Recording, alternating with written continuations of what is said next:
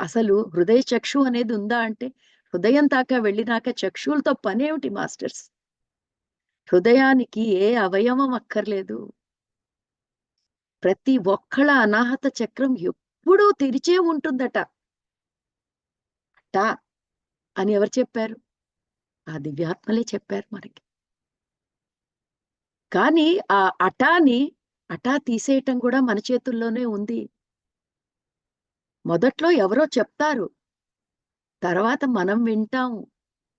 తర్వాత దాని మననం పదే పదే చేసుకుంటాం. తర్వాత దాన్ని మన జీవితంలో భాగం చేసుకుంటాం. అక్కడితో అటా పోతుంది. సో, ఆ దివ్యాత్మలు మనకి ఘోషిస్తున్నారు. ఈ అద్భుతమైన మార్గంలో ఏ మార్గం? ఇంటికి వెళ్ళే మార్గంలో మేము లాంతర్లు పట్టుకొని మీకోసం నిలబడి ఉన్నాము. మీరు